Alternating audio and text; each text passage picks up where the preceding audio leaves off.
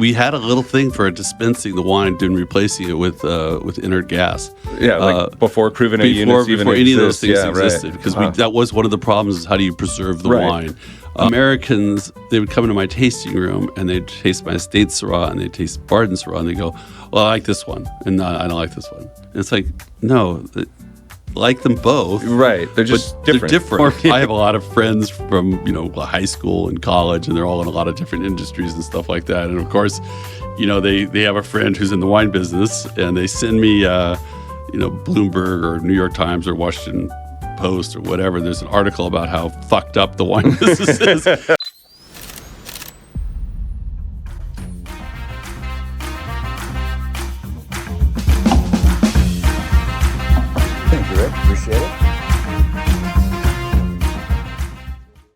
Welcome back to the Decanted podcast. I'm your host, Rick Craig. My guest today is Doug Margerum, the owner and director of winemaking at Margerum Wine Company and Barden. Welcome, Doug. Thanks for coming today. It's great to see you. Thanks for having me. Yeah, for sure. So I kind of start all of these by the same way I asked the same question. I've been kind of excited to ask you this. What did you have for dinner last night, and what did you drink with it? Oh, my God. That's really funny because we did stay in.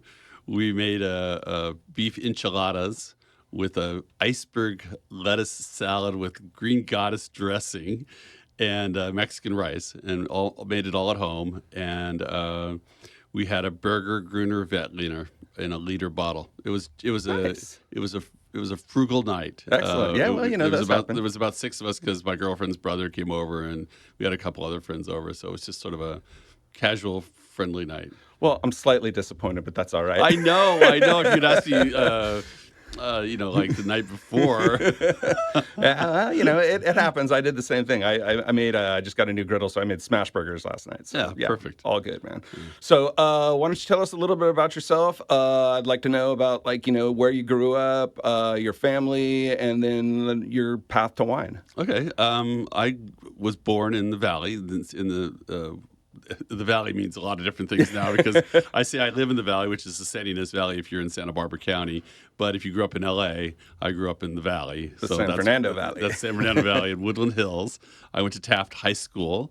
I always was working in restaurants in high school, and then in college. I went to UCSB for college and worked in restaurants up there. But interestingly, when I was 14, I was a mistake child.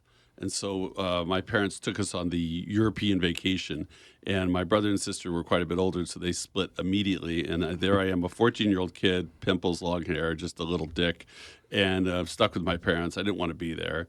But one of the first places we went was this little town south of Orange called Châteauneuf-du-Pape.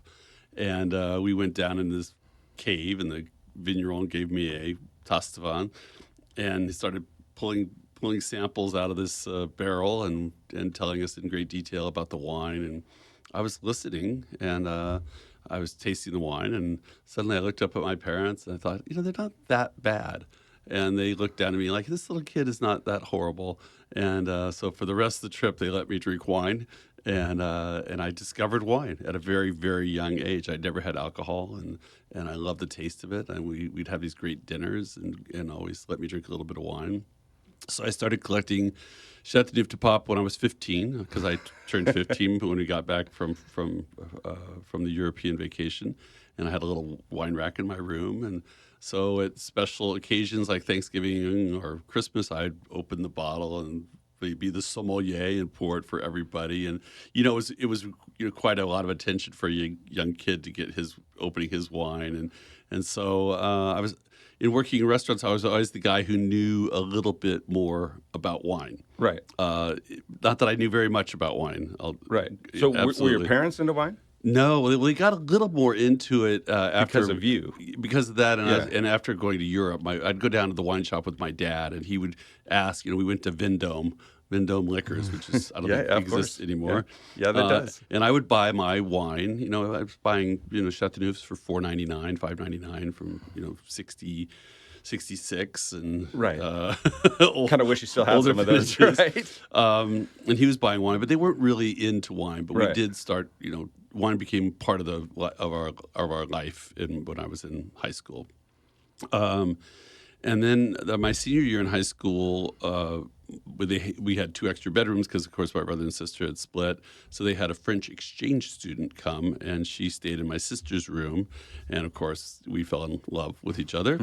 And so the day I graduated from high school, I went to France to see her and spent, before I started college, spent 2.5 months in France with her. And her aunt Paulette had a house in La Ciotat in the south of France, which is near Cassis. And then we'd go around and go to wineries and taste. I'm 17. Yeah, I was going to say, you're just out of high school. And she was older. And we'd go and have picnics, with the baguette and the cornichons and the, Dijon mustard and pate and cheese and right out of a movie. Wine. No, it's just, in retrospect, it's sort of like I didn't know how. I knew how incredible it was, but I didn't know how incredible it was. Right. Just visited a lot of wineries and learned a lot about wine. The next 3 summers, because I went there every summer even when I was in college. And it's so funny. I just saw her this year. I was going to France in April to do one of those wine cruises that winemakers do on Alma waterways, and it started in Arles, and she lives in Uzès, which is very close to Arles. And I told my mom, who's 98 years old now, and I said, "Oh, Mom, I'm going to see Christine when I go to France." And she goes, "Oh, Doug, we knew what you were doing." And I'm like, she never mentioned it ever. And she finally, after she's 98, like, wasn't really trying to hide it, Mom. Well, we were trying to hide it a little bit, but so that was sort of my introduction as a young man to wine. And when I graduated from UCSB, I was essentially unemployable. I had a BA in economics. It was a really bad recession in 19. I'm not even going to say the year because I want to know how old I am. But then I convinced my father to lend me the money to open a little wine bar in Santa Barbara. And wine bars did not exist. There was one in San Francisco called the London Wine Bar. But other than that, Wine by the Glass was not a thing. It didn't exist. Right. I mean, it's hard for people to believe that outside now. of restaurants. No, even in restaurants. Even in restaurants, really? There was red, white, and rosé. Okay. And then there was wine lists by a bottle. But getting a premium wine by the glass was not an option. Wow. I kid you not. I mean, this is like, it's not that long ago, but it didn't exist. To the point where people would come in and they'd say, this is quite a few years ago, $12 for a glass of wine? You're out of your mind. And I'm like, well, would you pay $48 for the bottle? Like, oh, yeah. Well, what if I gave you a quarter of the bottle for $12? That's crazy. I'd never pay $12 for a glass of wine. And it's like, oh my God, math is not your strong suit, obviously. Right, obviously. But finally we got it going, and interestingly enough, I'd have my mom and dad come sit in the front window, and people would walk by and like, oh look, there's people in there, and we were not killing it by any means, and I was doing really simple food, just like croissant sandwiches and salads and cheese plates and stuff like that. Barbara Fairchild from Bon Appetit wrote up the little thing that I was doing in the magazine, a nice 2-page spread, which I think you've been to the winery. Yeah. I think the Bon Appetit magazine article's in the bathroom because that's the only place we're assured everyone will see it. Yeah, exactly. And pay attention to it. And so that really finally got us going. And then, of course, when I started this, the first 2 people I met who came in to talk to me about this wine shop and wine bar, and they wanted to sell me wine, were Jim Clendenin from Au Bon Climat, who's passed away, sadly, and Bob Lindquist from Cupé. Yeah. And so we became incredible friends and did everything together. And I sold their wine, and I'd go up to their winery, and we eventually started a partnership in 19. I'm not going to tell you the year, but then Jim bought both Bob and I out, and I started Margerum Wine Company in 2001. Yeah. So, and what was the impetus to focus on Rhône varietals as opposed to just like Chardonnay or Pinot Noir, which is kind of, Which what you would everybody's think, yeah. doing Well, up one, there, right? Jim was making Chardonnay and Pinot Noir, and he really didn't want me to do that. And in fact, I think that's a really challenging group there. Yeah. And I wasn't afraid of the challenge, but in fact, my favorite wines to drink were Rhône varietal reds. I mean, obviously, by your story, that's where So your heart lies. My so, heart. yeah. So I basically, from the very beginning, I made Syrah, which so Northern Rhône wines, and then I made Grenache-based blends and Grenache wines, Southern Rhône wines, and then the white wine was Sauvignon Blanc. Right. So it's very odd. It wasn't this necessarily emulating a specific region of France. It was just the two wines I loved the most. And so for the 20, 40 years I had my restaurant, I served Lucien Crochet Sancerre by the glass, I think, without nonstop. Right. And I love the Loire Valley whites. I imported Dagenot wines for many, many years, and so I really love Sauvignon. I still do love Sauvignon Blanc. It's my number one production wine is Sauvignon Blanc. But then it was not until much, much later, after many forays into France, and also the improvement of white Rhône wines. When I started out, white Rhône wines sucked. And they were oxidized and horrible, Right. and there was nothing I wanted to emulate or nothing that I liked. But in the succeeding years, I really began to love some of the white Rhône blends, the Chateauneuf de Pop Blancs, and some of the Marsanne Roussanne 100% wines. And so in 2016, I planted a vineyard to 5 different Rhône white varietals and started making white Rhône blends to match the red. The M5 white. M5 Right. white to match the And if I'm reds. remembering, it took a while for the pick pool to come online. So it was like Vermentina. We could call it roll if you prefer. Yeah, to exactly. stick with No, it. it was the pick pool saga of my vineyard is long and complicated, so I'm not going to go into it. But we had a drama with pick pool. But so initially the M5 white did have Vermentino in it. So if we rewind 1 second real quick. So this little wine bar that you opened that you're talking about, is this what eventually became the Wine Cask? Correct. Okay, Yeah, so- it was called Wine Cask then. Right. Essentially, my father thought it was not a very good idea to open a wine bar. Right. Because you should open a bar. You put 1 ounce of gin and 4 ounces of soda water. You make wine. Yeah. Or tonic water. You make money on that. Yeah, But if exactly. you open a bottle of wine and you pour 6 ounces in a glass, your cost of goods sold is too high. My dad's a businessman and an engineer, and so he was doing the spreadsheets even back then, and saying, this He would have loved the Corvin. yeah. Well, he invented we had a little thing for dispensing the wine and replacing it with inert gas. Yeah, like before Cruvenet units even before any of those exist. things Yeah, existed, right. because Wow. that was one of the problems: is how do you preserve the Right. wine? But he just didn't think it was a very good idea, and so but then he met a guy at a party who had an interest in a wine shop in Santa Barbara called Wine Cask, and he goes, "Your son should open his wine bar next to our wine shop."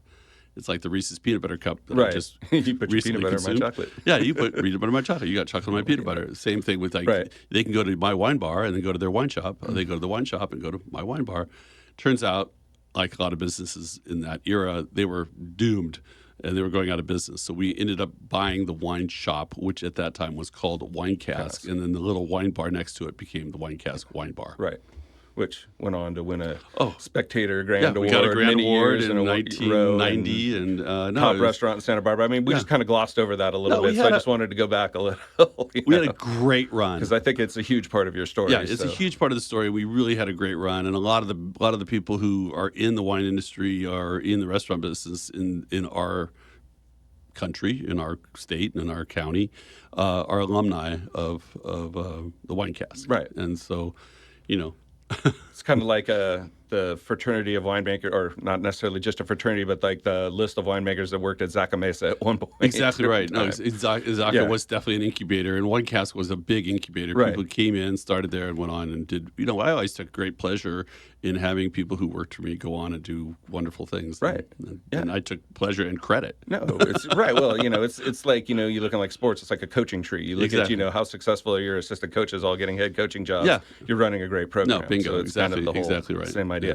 So then what took you from restaurant to wanting to make wine full time and stepping away from that? Well, just to be quite candid, so Bob, Jim, and I started a partnership in a winery called Vita Nova, and we were making wine together, and I really enjoyed it. And I thought I was good at, especially blending. I was really, that was my skill was. So, yeah, what varietals were you guys making? We were making Sangiovese Merlot. We were making Sauvignon Blanc and then some Sauvignon Blanc Semillon blends. We made Chardonnay. We made a lot of Chardonnay because we took over. We had a Rancho Veneto. We did a big contract for Rancho Veneto, which is right across the street from Bien Nacido. And then we did a lot of private label wines. So if you went to any of the Roy Yamaguchi restaurants, you had Roy's Chardonnay. Oh, yeah. That was our wine. Oh, yeah. If you went to any of the Emerald Lagasse restaurants and had Emerald's Chardonnay, that was our wine. Wow. Okay, And cool. if you went to Joachim Spical's restaurant and had Patina Chardonnay, that was our wine. And Jim Clendenin, he was an amazing mentor, an amazing man, and a great friend. And we did a lot of things together. And I sold a lot of his wine at my restaurant and wine shop. So, but then when we got to a point in time where he's like, hey, I do all the work for this brand. We're Vita Nova, Right. and the Emerald, Joachim and Roy relationships were his relationships. So he bought us out, Right. and which was fine. And we remained friends because he didn't pay me enough, and he thinks he paid me too much. Yeah, right. So It balances out. It's one of those rare things where we really did remain friends after that business. But I was able to parlay that into opening Margerum. So at the time I opened Margerum, I still had the restaurant, and quite frankly, in 2007, I was getting a divorce, and my then wife and I had started the restaurant. So obviously that was half hers. The winery was just an idea. Right. Still at that time, I think I was making 400 cases of wine, and so things needed to be split up and figured out. And so I sold the restaurant in 2007. Like I think we closed escrow 12/31/2007, and split the money with my ex-wife. And I also was in deciding what to keep or what to do. I figured I have two boys, and I figured if I had kept the restaurant and they inherited that, they would hate me.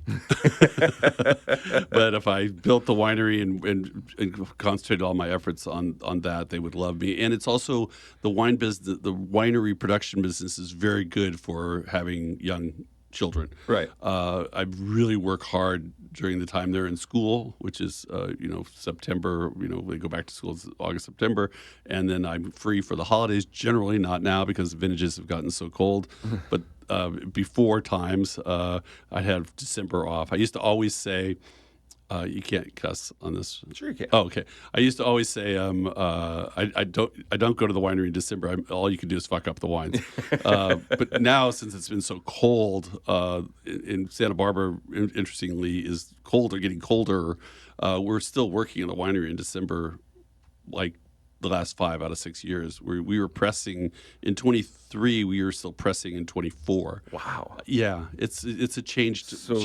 We you're always used to pick like in October. Or? the Rhône varietals especially ripen in late October and early November. Wow. And then it's so cold by that time the fermentations take forever. I know we're digressing, Right, but no, we're good. It's having.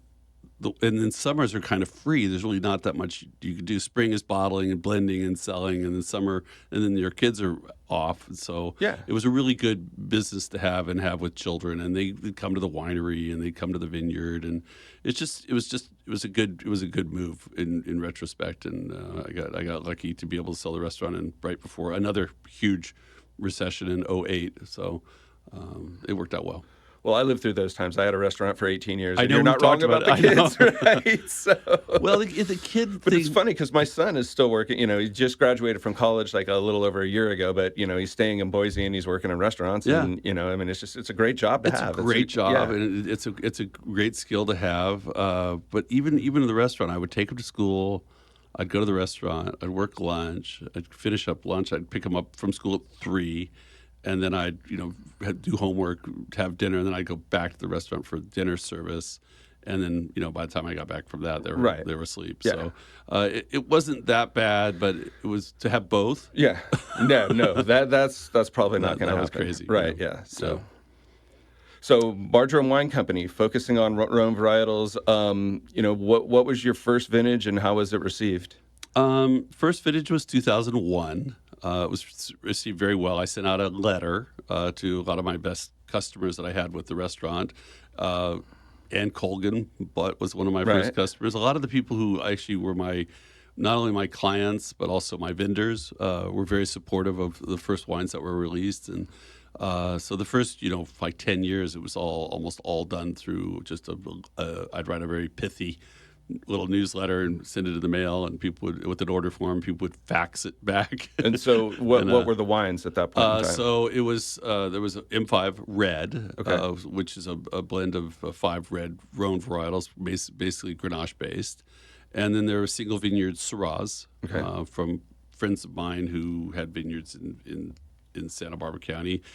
So these were also relationships from the restaurants. So the Beckmans had Purisima Mountain, so I got Purisima Mountain fruit. And then Rio Reiswig had Colson Canyon, so he was a customer, and I got Colson Canyon fruit. And it just, the Reeves, who were great restaurant customers, had Black Oak Vineyard. And I got Black Oak fruit. And then Tom and Michelle Krieg had Alondra de los Prados and this little 2-acre vineyard that they sold all their fruit to me, and it was very relationship based, all handshake, all friendly, and it worked really, really well for many, many years. Right. So it was all purchased fruit at that point. Yeah. And I do have an estate vineyard now. But that didn't start until 20. I planted that in 2016, so we didn't really get fruit off that until 18, 19. Right. Yeah. And so now, how much of the wines are estate at this point? I would say maybe 15 to 20%. I still purchase. Yeah. It's probably more than that now because the Syrah has the tree by the pick pool fell down, so pick pool suddenly is finally productive and profitable. And then we did such high density planting on the Syrah on the hillside that we had to replant completely the whole hillside of the property. And we did high density Syrah planting up there, and it's no longer tons per acre; it's pounds per plant. That's how you measure quality. But still, if you put in 3 times as many plants in an acre, you get a lot more. You get a lot more grapes. So we were sort of shocked at how much Syrah we get. So I buy very little Syrah. I buy mainly Grenache for Santa Barbara County Grenache and for Grenache Rosé, which is our second biggest production.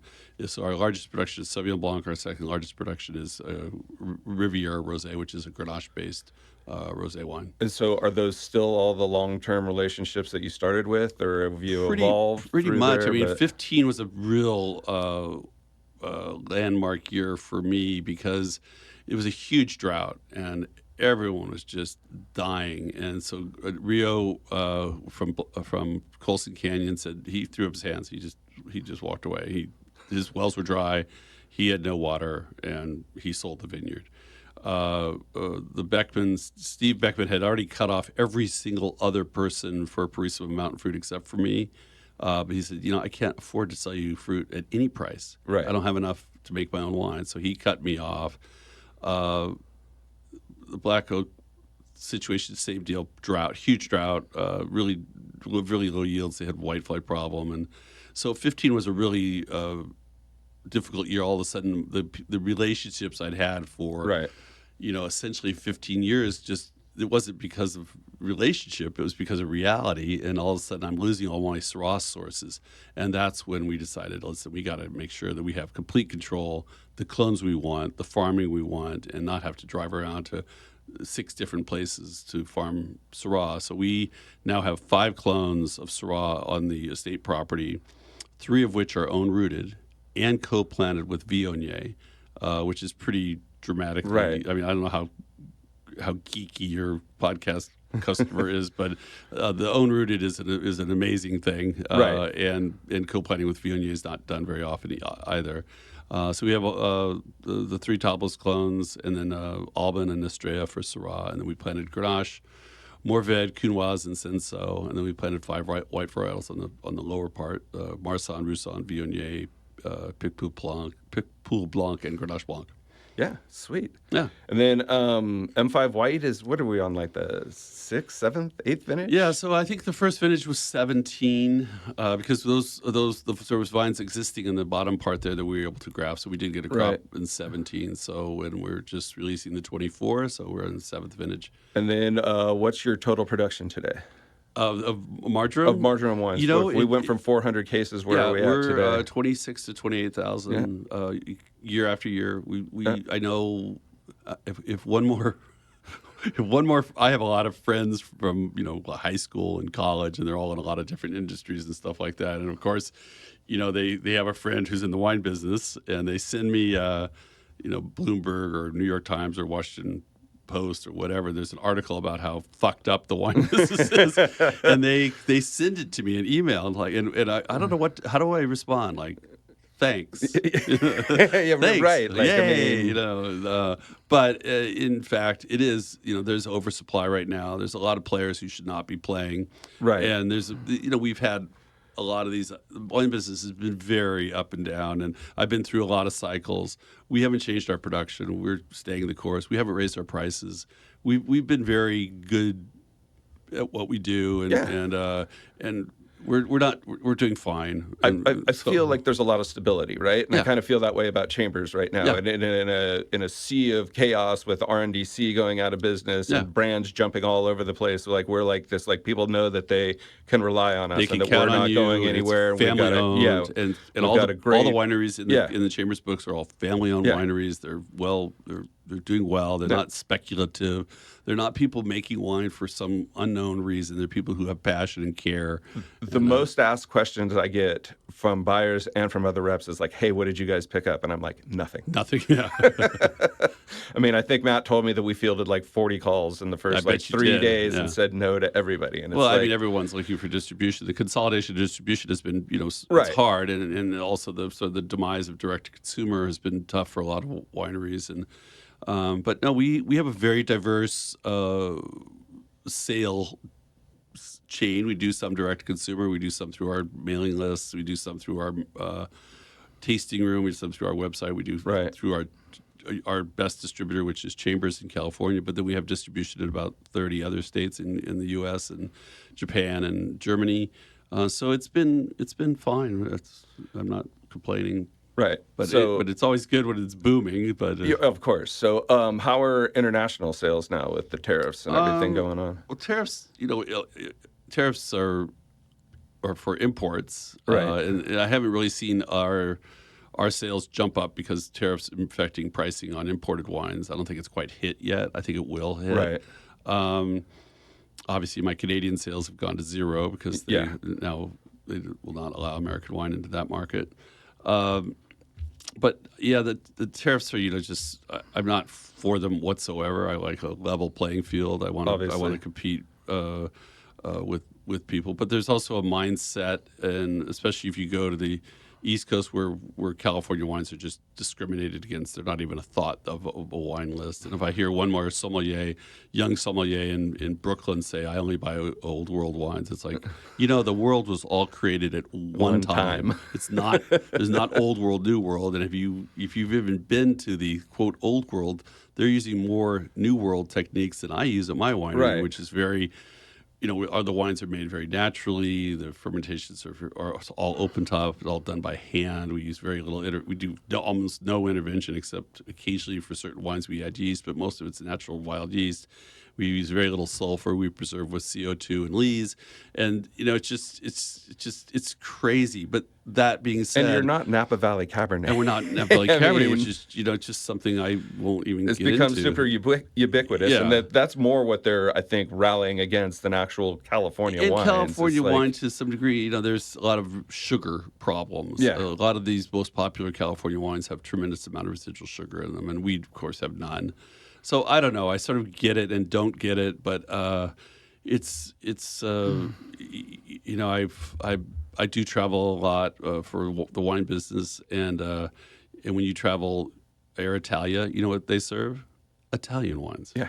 You go to Air France, they serve French wines. If you fly American, you would think they'd have American wines, but they don't. And I go to restaurants even just in LA, and they have all European lists, and it's like, we're an hour and a half north of you, and we Yes. speak English, and you could come up and taste the wines and buy them. It's a little frustrating sometimes that American wines are somewhat discriminated against by certain restaurant and retailers, Right. but it's changing pretty dramatically. So theoretically, tariffs should make more people want to buy American wine. Right. I don't want that to be the reason it is, and it doesn't seem to be happening. Obviously, you know what happened with Sancerre 2 years ago, or maybe even 3 years ago. There was a huge hailstorm in Sancerre, and Oh, the yeah. production went down to almost zero. Yeah. And obviously, The 24 vintage is like almost nothing. Yeah, it was it 24. Yeah, it's 24. Okay, so, yeah, so that it's kind of current what we have. I think Henri Bourgeois said they lost 60%. yeah. And that has driven a lot of people to my Sauvignon Blanc, mainly because there's no Sancerre. So if they want a Sauvignon Blanc, they have to buy mine or one of my colleagues. So that did make a big impact on people discovering my Sauvignon Blanc. And I would say of all the wines I have in stock right now, the one that's hardest to keep in stock, and I just am astonished at how it keeps growing and growing and growing, is our Sauvignon Blanc. Is Syrahite? Syrahite Sauvignon Blanc. Yeah. I just can't keep it in. I can't make enough. It's delicious. It's good. Yeah. So let's talk about like what have you seen, what changes you've seen, and let's talk about the growth in Santa Barbara, because I mean I really think that Santa Barbara, and I've said this for years, is that I think that Santa Barbara can end up being the most important growing region in California. Napa Valley is always going to be Napa Valley, but the wines, it's just Cabernet, and they're getting to the point where I think they're just pricing themselves out of everything for everyday people, and I'm kind of worried that. Like I look at my kids as a great example. As you were talking about when you were 15 years old and you could buy Châteauneuf-du-Pape for $5.90. Like you can't do that anymore. No. So this young group of people, are not drinking as much wine. No, they're not. But they'll come around. I mean, wine with food is I mean that's what I important. always say. Exactly. So I think it's just a matter of maturity, and wine really helps your digestion and makes food taste better. So if they're going to fine dine, they're still going to drink wine.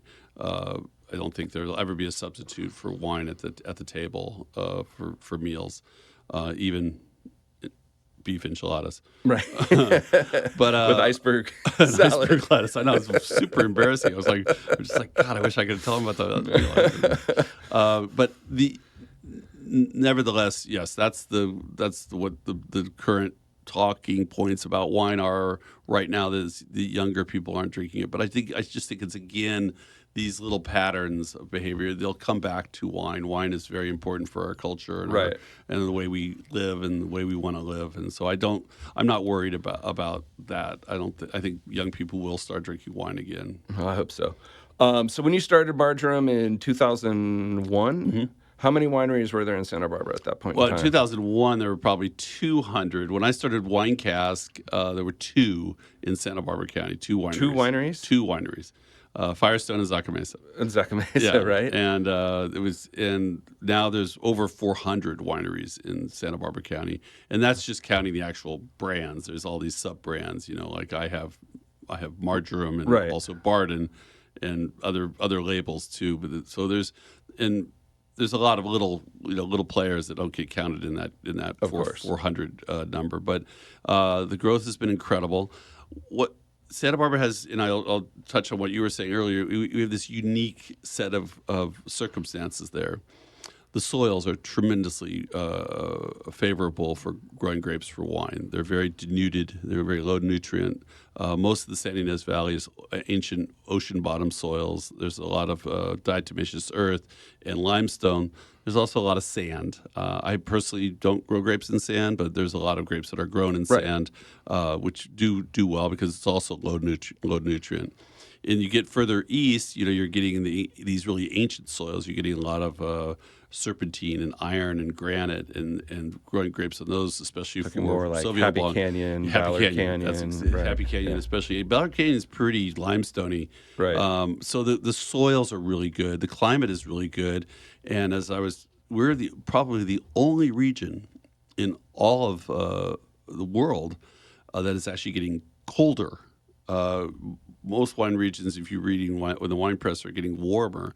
But as climate change is real, as the deserts are getting warmer, it's only causing more of the maritime influence in Santa Barbara County to be increased. So 5 of the last 6 vintages we have been on the coldest on record. Right. So the deserts heat up and they lift air up and it pulls in more maritime. So it's colder, and which is good. It just means we love picking grapes in September, October versus August, September. Right. Because it's cooler. They ripen more slowly. We don't have these heat spells that ripen the grapes very quickly or just simply dehydrate them. A less compact vintage means we can pay more attention. Instead of having just 2 months of harvest, we have 3 months of harvest. Right. So we can pick grapes because they all ripen at different times. We can pick grapes and work them through the system. And we have ridiculously long fermentations anyway. My red wine open top fermenters are 7 to 21 days, which is a long time. Right. So the longer window of opportunity we have, the better quality of wine we can make. So let's talk a little bit about your other project, Barden. What brought that into being? So Barden happened.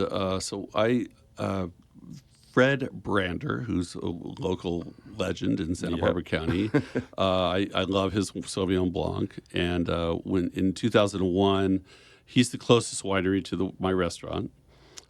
He's also a good friend of mine. And I asked him, hey, can I make some wine at your winery? And he goes, no. But I'll let you do this. I'll let you carve out a little bit of my shea in the back part of it and build a wall. And you have a little pad out there. You can get your own bond and you can make wine there. And then I need to use his press and I need to use his tanks for assemblage and stuff like that. But you can make the wine and do it back there. So I had a 240 square foot space from 2001 to 2005 behind Brander Vineyards. And Fred Brander is a mentor as well, taught me a lot of how to make wine. I thought I knew how to make wine, but I didn't. Jim Edelman from Au Bon Climat Cupé also was a big resource for me. So those first 5 years I made wine behind Brander. And then I moved up to Los Olivos behind, at the time it was called Curtis Winery. It's owned by the Firestone family. I remember Curtis Winery. Now it's Andrew Murray is there. And they very generously allowed me to use a building above Curtis Winery, which is about 2,400 square feet. So I got 10 times bigger and in space. And so I made the wines there from 2005. I made the reds behind Brander in 5, and I made the whites at Curtis in 5. And then in 2012, the Firestone family owns that property. And again, they were extremely generous, extremely nice. I mean, it couldn't have been better people. And they said, hey, we're going to change. They sold Curtis, and we need you to leave, but take your time. And so then I moved the whole operation down to Buellton, and so we had the warehouse down there, we had our offices down there, we took Margerum down there, and we consolidated everything in one place. Now Buellton, my office window was upstairs above the little winery that I was consolidating to. It looks out at Santa Rita Hills, and I'd never done anything in Santa Rita Hills, but a whole bunch of serendipitous things happened. The La Encantada vineyard people asked me to be a consultant for them, so that's one of the top vineyards in Santa Rita Hills. One of my good friends was that after that was after Sanford sold, right? Yeah. So it would have been the Terlato people. It was Terlato people, absolutely. But he's one of the. It's just. Well, La Encantada was owned by another group, right? Yeah. So, but then Sanford and Benedict and La Rinconada were owned by Terlato, and one of my friends who I developed a vineyard with in Happy Canyon, Eric Malaya, became a vineyard manager for Sanford and Benedict and La Rinconada, and he's the number one vineyard guy in all of Santa Barbara County, I think. Yeah, we sell his wines. Yeah. Oh, Malaya. Yeah. He has a small brand on his own. And and then he and Justin just bought Fiddlesticks too, right? Right. Yeah. Exactly.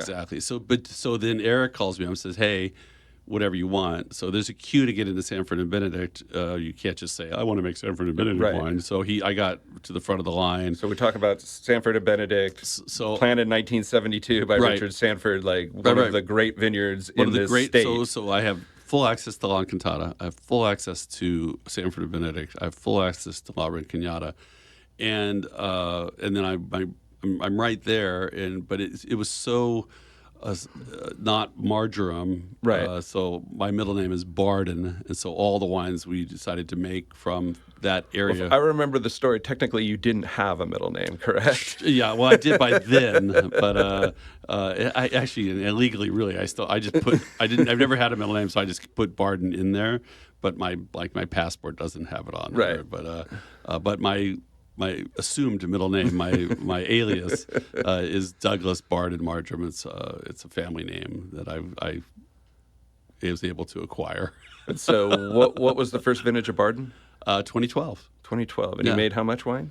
240 cases. Yeah. Chardonnay and Pinot Noir? Chardonnay, Pinot Noir. We made a little bit of Syrah eventually. We made a little Grenache. There's a little tiny block of Viognier there in Sanford and Benedict that Jim's wife used to make, which I thought was just stunning. She had a winery called Cold Heaven, and I just loved that Viognier that she made. And so she gave up that block, and I took it over. So I made some Viognier for a few years. I made a Van Gris, which is from Sanford and Benedict, which is just a total fuck. It's crazy. Fuck you, money wine. It makes no sense to make Van Gris out of Pinot Noir from Sanford and Benedict. But we did that. We make two sparklings. We make a Blanc de Blanc, and we make a Rosé. Oh, great. But it's so American, So we have an estate Syrah, which we're gonna do today, and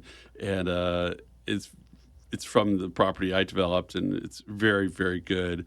But then we also had a Barden Syrah, which is from Donica Vineyards, which is very good. But they're very different wines. Right. One's cool climate, one's cold climate. They're different clones. They have different oak treatments. They have slightly different fermentation techniques. Santa Rita is really cold. Santa Rita is really cold. Right. So like if you're making Syrah from there, it's a whole right different thing, and it needs to age forever. I mean, when I'm putting Barden, I don't make Barden Syrah anymore because I'm about to tell you why. But I always give it's 2 years and 20 months in barrel, and it's like, is this good?